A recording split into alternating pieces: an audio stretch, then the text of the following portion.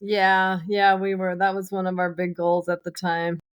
I know some people don't think you should pay off your house, but for us, it was kind of a big deal. It really changed the way that we felt. We had a lot more peace and a lot more security, and it just it gave us a lot of momentum financially, I felt like.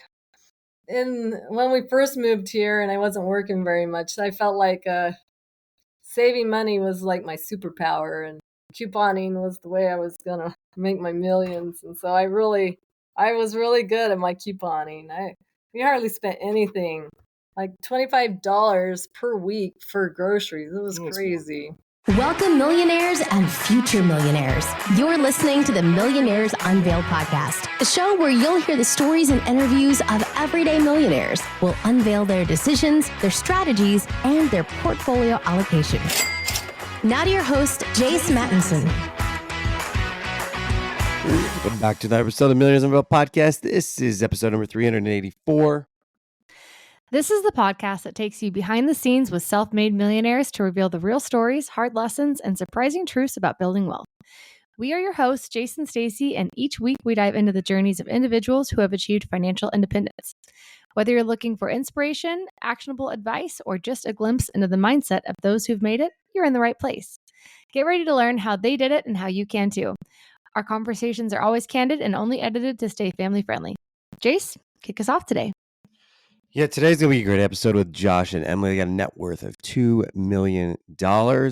Started out couponing, which I don't think we talk about very much on the podcast, but it's also one of those things that's come full circle, as Emily describes it, as something at one point she thought was going to help her make her millions, but ultimately she started changing some of her habits over time on that. But it's a great story.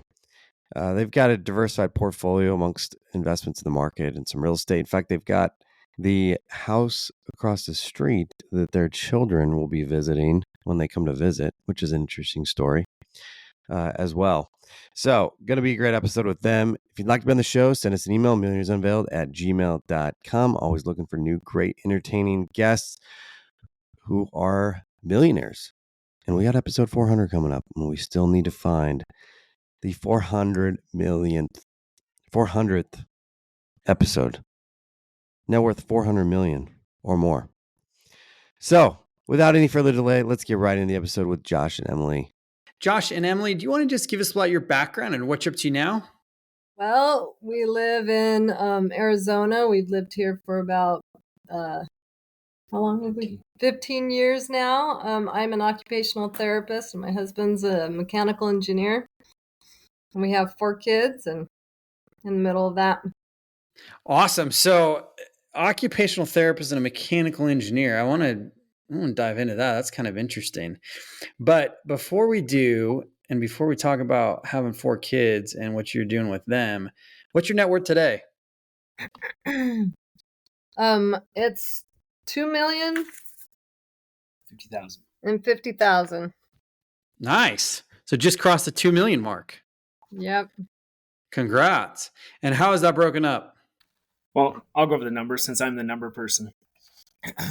So basically 81,000 in cash right now. We have our home, so we own our home outright. It's about 500,000.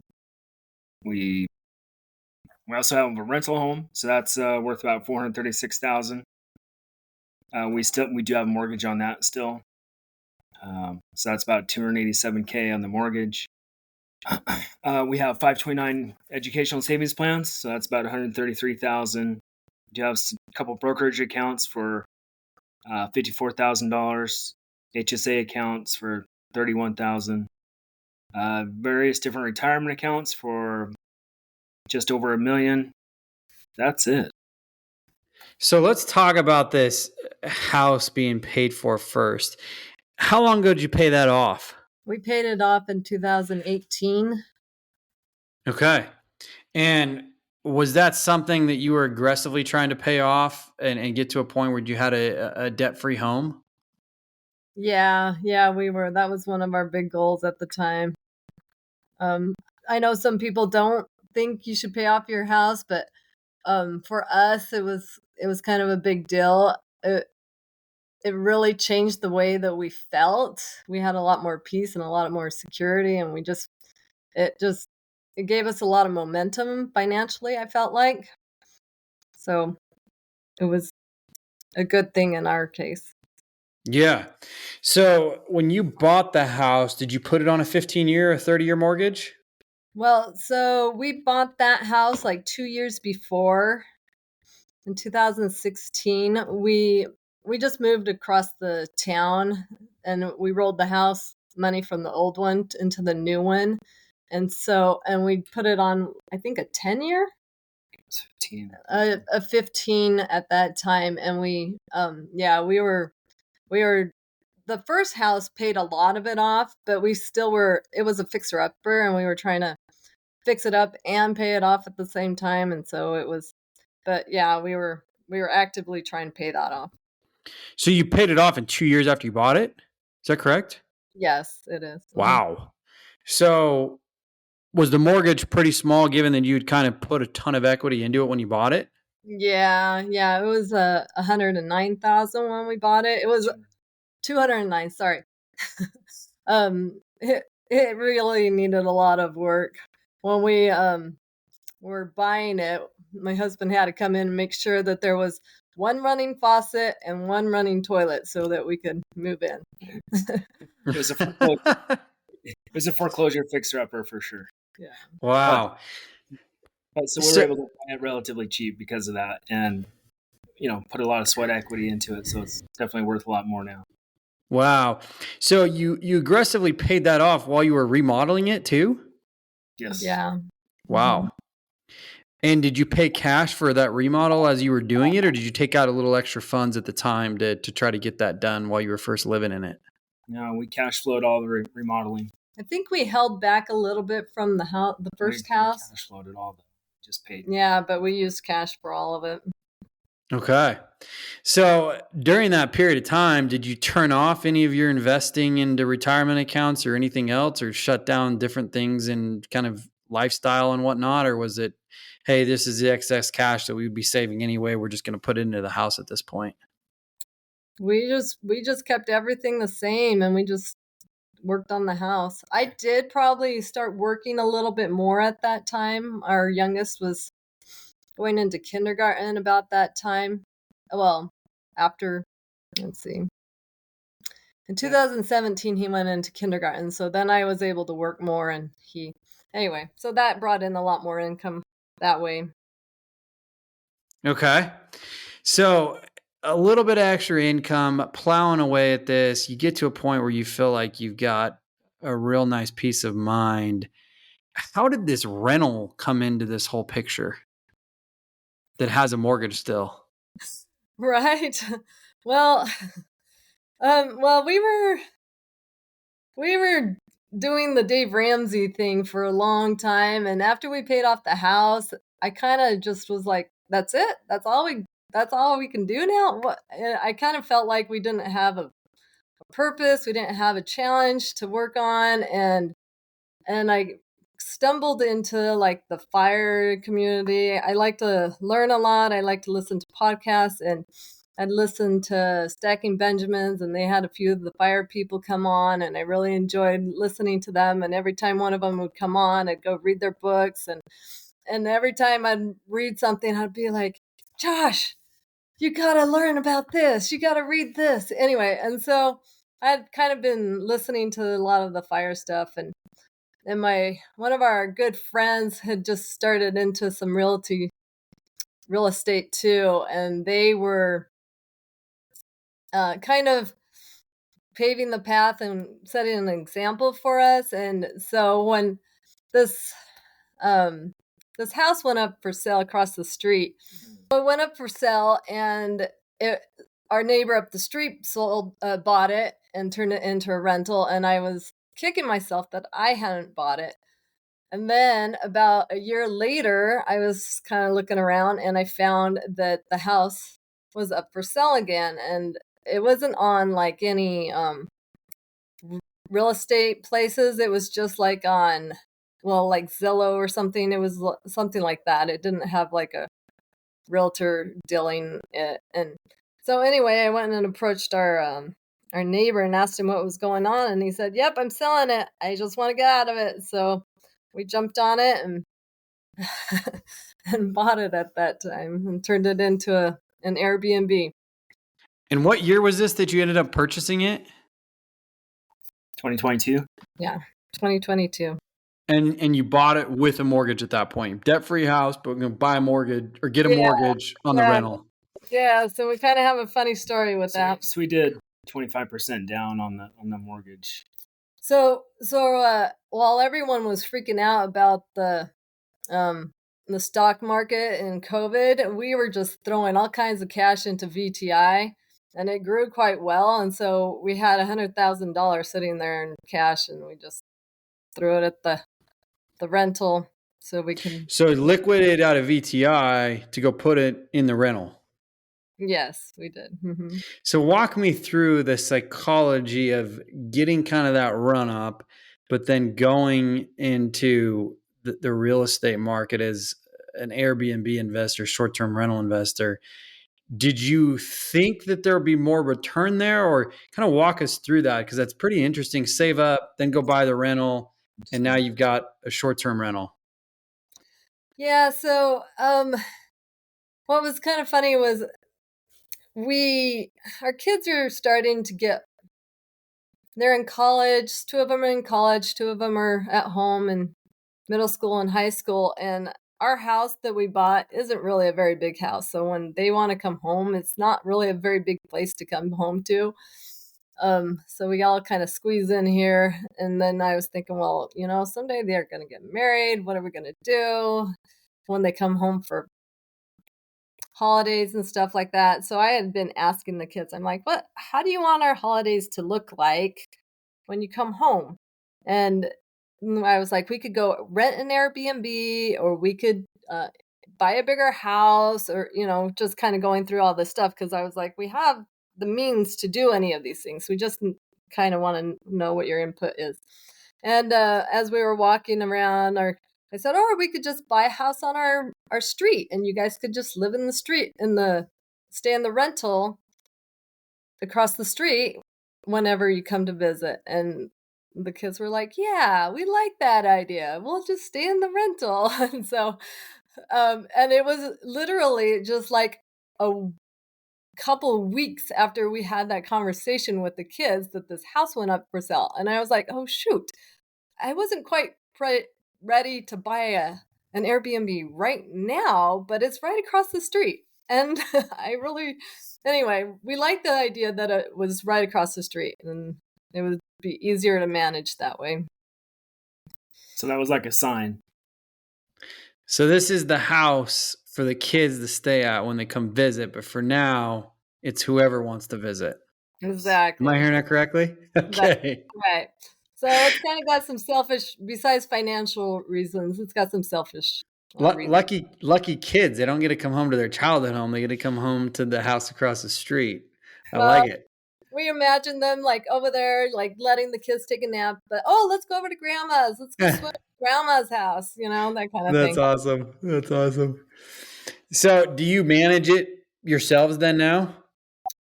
Well, we do have a managing company, but Josh does a lot of the communication, and all they do is the listing. And they do the listing, and anyway, but we do all the cleaning. The kids are involved in the cleaning, so we have like a little sheet that shows how much you can earn if you do certain jobs. And my second daughter, she was really awesome at taking care of it. She was very detail oriented and kept it running really smoothly. And then she went off to college. And we just pass on the cleaning fee from the Airbnb cleaning fee to them for cleaning, so they get paid pretty well for that. So it's good incentive for them. And and I'm assuming you're cash flowing on it, yeah? Right. Yeah. Yes. Nice. So nice little cash flow, and yeah, we're not making bank yet, but it pays for itself.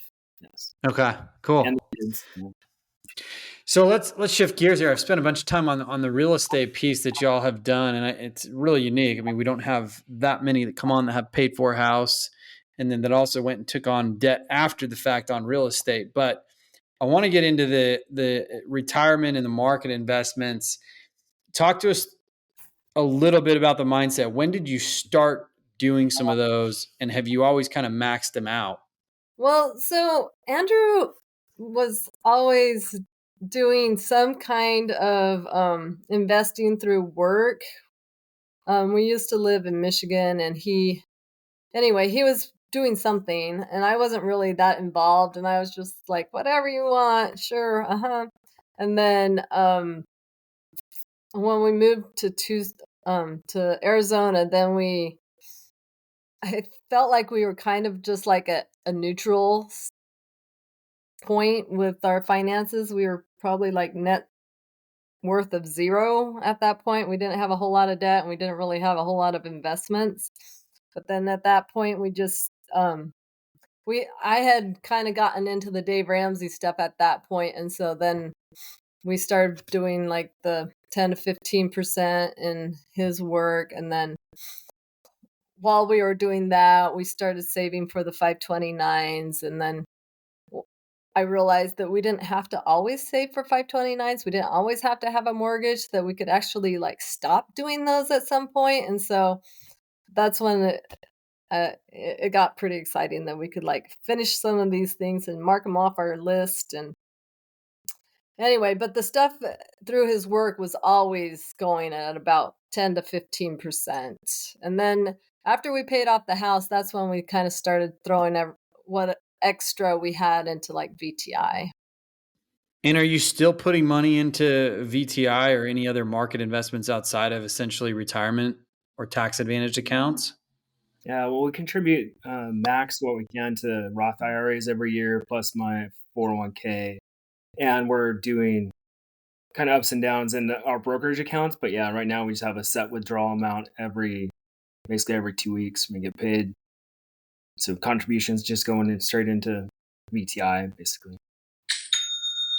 You should know what that is. That's the best kind of notification. That's the sound of another sale on Shopify. And the moment another business dream reality comes true. Shopify is the e-commerce platform revolutionizing millions of businesses worldwide. In fact, I use it for several businesses that I have and my wife has. We love Shopify. Shopify simplifies selling online, and you can focus successfully growing your business. Shopify covers every sales channel from in-person POS system to all-in-one e-commerce, and it even lets you sell across social media marketplaces like TikTok, Facebook, and Instagram. Packed with industry-leading tools ready to ignite your growth, Shopify gives you the comfort of your business and your brand without having to learn new skills or design new code. And thanks to 24/7 help and an extensive business course library, Shopify is there to help you have success every step of the way. Sign up for a $1 per month trial period at shopify.com/unveiled lowercase. Go to shopify.com/unveiled to take your business to the next level. Once again, that's shopify.com/unveiled. And thanks again to Shopify for sponsoring today's episode. Is there a point at which you would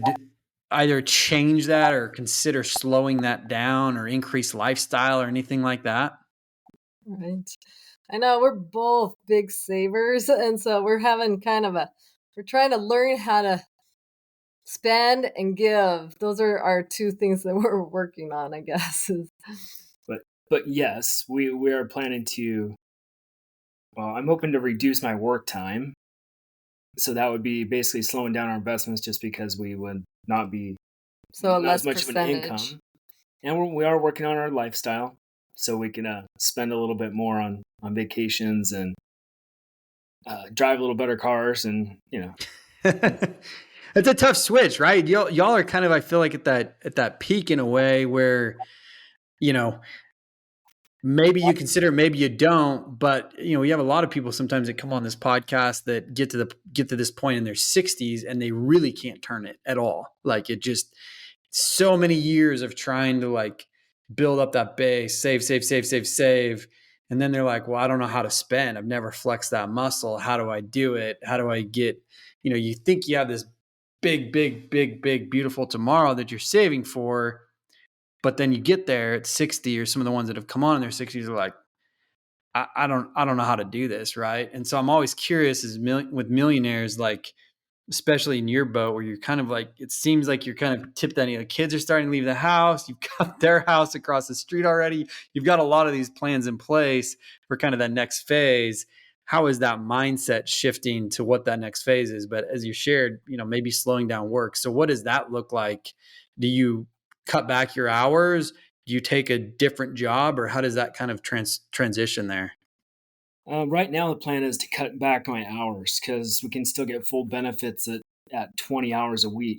So, plan is to go maybe not quite to 20, but 27 or something. Wow.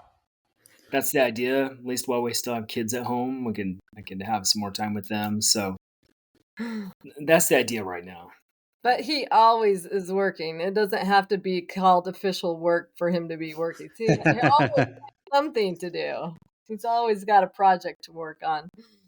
Yeah, for sure. He's not going to be watching football or anything anytime soon.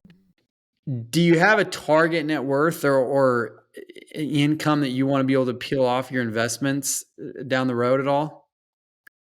Well, when I was in the FI, reading all about the FI, we figured out that it was the certain number, and we were like, yeah, that's it. And so we had been working towards that, and then, but we're not quite there yet. We haven't quite got there, and I don't know. I think we're kind of focused on let's learn how to spend and give a little bit more right now, and not be so hyper focused on reaching that number. And enjoy our time with our family. Yeah, for sure. So I want to talk about a couple things. One, about the career trajectories that you both have taken. Talk to me about kind of that career path and the investments that you've made in what you've done and what you've chosen, from an occupation standpoint.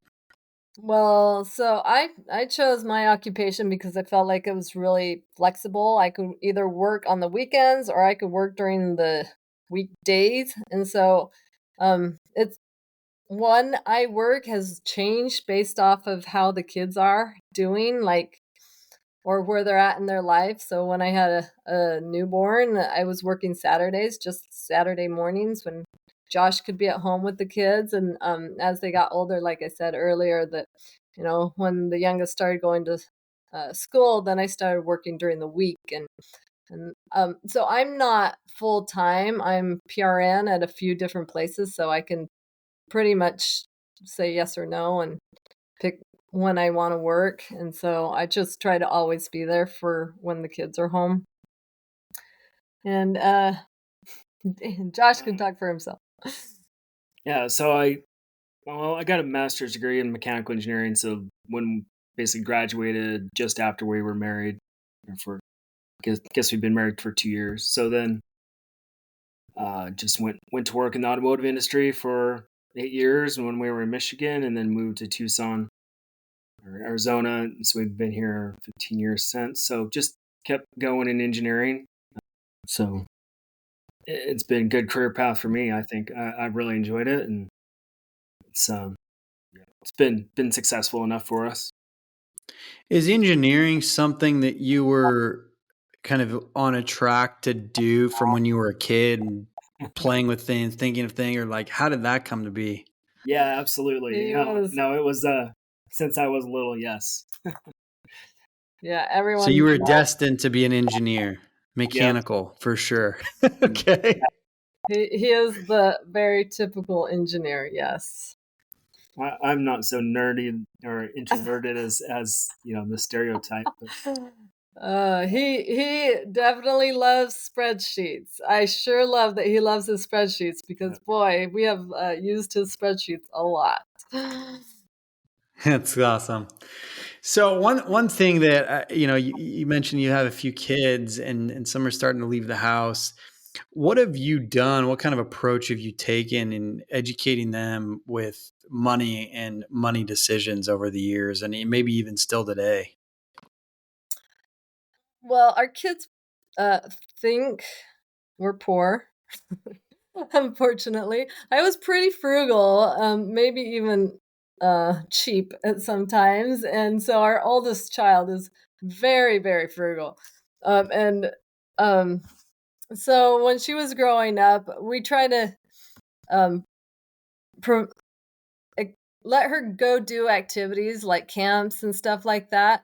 And we would just have her pay for half of it and we would pay for half of it. And so she would like go sell breads, or she got a job when she was 16 as a lifeguard, and she would pay for her half of whatever activities that she wanted to do. And so we've kind of kept that going with them, the half plan. And then as they've gone on to college, we've been kind of keeping that up. And they've also chosen to do church missions. And so we've pretty much done the same thing there. Like, you pay half and we'll pay half. We'll meet you halfway is kind of what our thing is. And then you have anything to add to that? They've also planned and paid for a lot of their college expenses also. So they've been, working and saving before they hit that point so they could pay for their schooling. We basically cover tuition for them. And then they've also earned at least partial scholarships to help them out there. So that's helped offset some of their costs. But so far they've been very successful at that, at covering college. And Oh, and also when they were really little, before like we had the rental and all that stuff, and we still do it today. We had Saturday chores. And so it was supposed to be the kids work for an hour doing whatever chores we have around the house, like cleaning the bathrooms or vacuuming the floors, or those kind of things. And we would pay them $3 each for a whole hour of work. And so it wasn't really a whole lot, but it gave them enough to like have some money to go do little things and stuff. If they wanted to buy, like our son, we'd go to Target and he'd always want to buy a Lego kit. And so, all of his money was spent on Lego kits for the first, few years of doing that. But we didn't want it to be very much because we wanted them to feel like they still needed to go out and earn money. And so each one of them at 16 has been proactive in getting a job out in the community to earn their money for college and such, and missions. And we also set them up with bank accounts at an early age so that they could manage their own money, have a debit card to, start practicing with how to use money properly. And that's been good for them. Sorry. How old were they when you started some of these conversations and some of these habits? Our son's had a bank account since he was like 10 with checking and savings account. And so we always talked about money with them.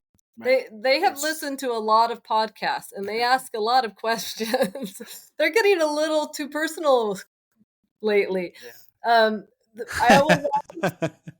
Don't tell them to listen to this one, right? I know. We're going to have to figure this one out. But we also, when they turned 16, we realized, so we don't have them buy their own car. We buy a car and let them use it. And our oldest, the first thing she did with our car was go crash it. And sort of. Minor crash. And so we were like, well, we got to go get this fixed. Anyway, so after that, we learned that we needed to have like $1,000 deposit from the child to cover any of these crashes, whatever is up to our deductible or whatever. And so we started that, and our second daughter's like, that's great. You can hold $1,000 of my money. Just can you put it in VTI at least? So doing something. And so we did that. And so she has it in a Roth VTI. And our oldest daughter does too. And our third daughter is just starting to drive on her own. And so we got to go get her a Roth VTI. That's funny.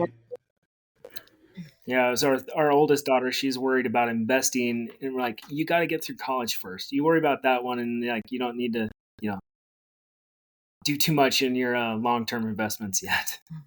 That's awesome. We're driven by the search for better. But when it comes to hiring, the best way to search for a candidate isn't to search at all. Don't search match with Indeed. If you need to hire, you need Indeed.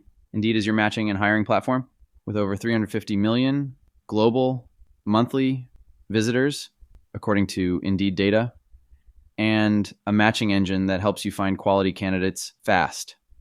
One of the things I love about Indeed is that it makes hiring all in one place so easy because it's fast, quick, and there are millions of candidates right at your fingertips.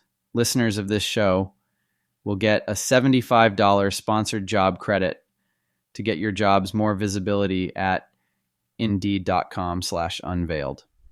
Just go to Indeed.com/unveiled right now and support our show by saying you heard about Indeed on this podcast. Indeed.com/unveiled. Terms and conditions apply. Need to hire? You need Indeed. Well, let's wrap up with some rapid fire questions. What's the most expensive pair of pants or shoes that you purchased? Maybe $100. I like to wear Altras, but we get them at the discount store in Utah. Okay. What about the most expensive meal out that you paid for? We're not very good at spending money, I guess. $100 maybe? I don't know. What about the most expensive vacation or experience? So we have been spending a little bit more on vacations since COVID. Vacationing during COVID has been awesome. I found some great deals on stuff, and we've gone to quite a few. We went to Florida. We went to South Dakota. After our first daughter got off her mission, we took a family trip to Puerto Rico, and that one cost about $6,000, $7,000 for 6 of us. Okay, that's not bad.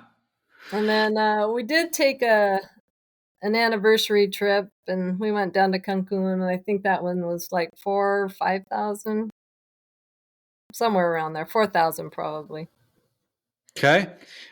What's still on the bucket list that you're still wanting to do, or places you want to go? Germany.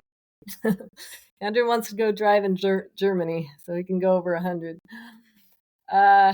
Just come to Texas. We drive over 100 frequently. that is on my bucket. 10, between El Paso and who knows what. There's not a lot, so you go 100 and still don't feel like you're going anywhere.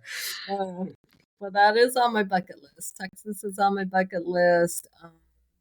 New York is on my bucket list. Costa Rica is on my bucket list. I would like to go see some places. Like our oldest daughter went to Hong Kong, so I think it would be fun to go with her over to Asia someplace where she can kind of show us how things are go over there. And Andrew spent some time in Australia, and I think it'd be fun to go over there and see how it is. But we haven't ventured out of the U.S. very much. Okay. What's a key lesson you learned from childhood? My parents were very hard workers. They be trustworthy and work hard. Put in a good day's work.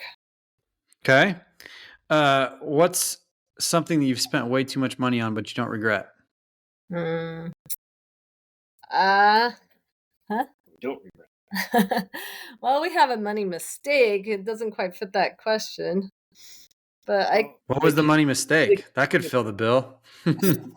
Well, one time, so this fixer-upper house, we were trying to get some really nice cabinets, but we were trying to do it the cheap way. And anyway, we found our perfect cabinets, and we found somebody that would buy them for us. But so we went through it all, and we were going to have them buy it, and we were going to install them.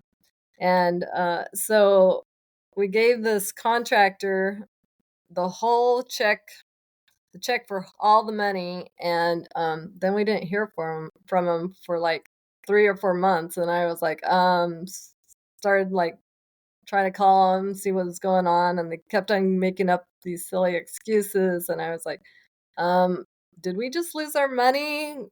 What happened? We went and talked to some of our lawyer friends, and the lawyer friends was like, you know what, you might have just lost that money. And so anyway, after a while, finally they came up and they said, well, we actually don't have your money and we don't have the cabinets. And so it took a little bit of time, but finally they ended up finding some cabinets. But I guess we're a little too trusting, and we didn't realize you shouldn't give them all the money at one whack. We should have only given them like 3/4 or half or something like that. Okay.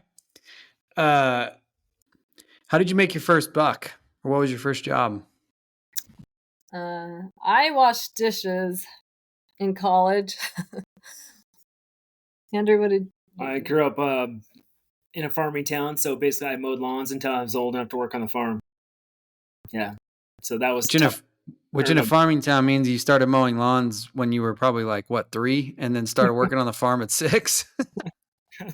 Almost, not quite, because we didn't own the farm, so it was like mowing other people's lawns at like 10. When you're just barely Okay. more. So you did have a few underground child labor laws, but Yeah. I know what it's like with the farm communities. It's you start young, you start driving cars and trucks when you're like 12. But at least back in the 90s. Yeah, no, you learn 80s how to. and 90s. Yeah, Okay. What was your high school and college GPA? mine was about 3.7 all the time. Mine was a 4.0. My college one might have been a little bit lower. I almost got summa cum laude or something like that, but I missed it by like 1 A-. Okay. What habit has changed the most since you became a millionaire? Yeah, I don't coupon anymore.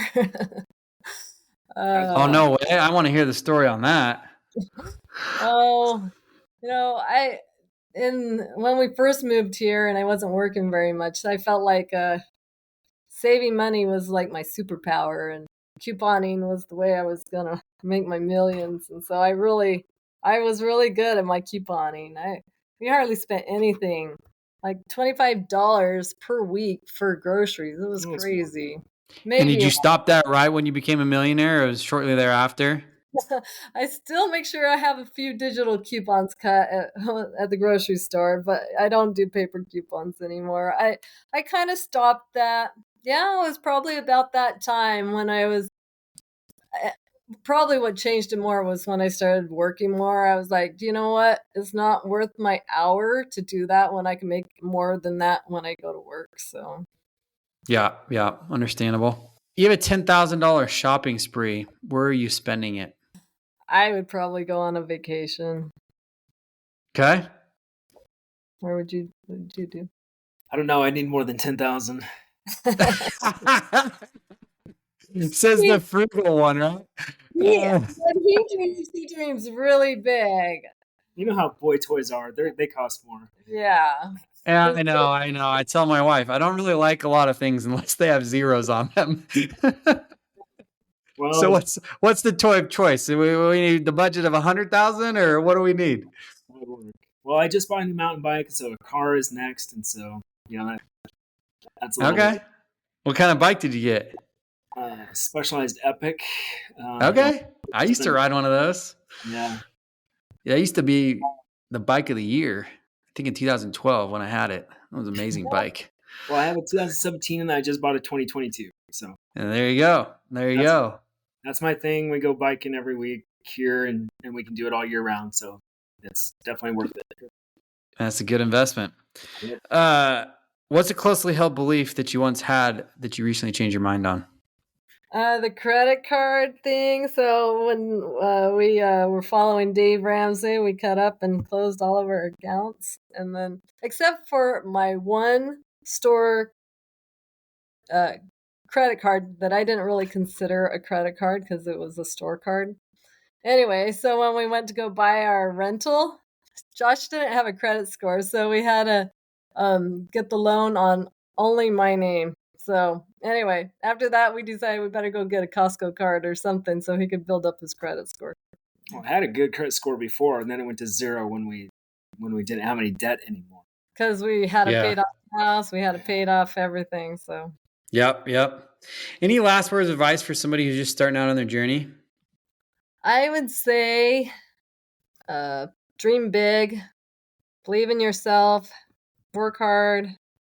Go learn as much as you can right now. There's so much information out there that you could just piggyback on so many people's what they've learned and done. Awesome. That's Josh and Emily with the net worth of just over $2 million, $2,050,000 to be exact. Thanks for coming on the show today. Well, thank you very much. Thank you.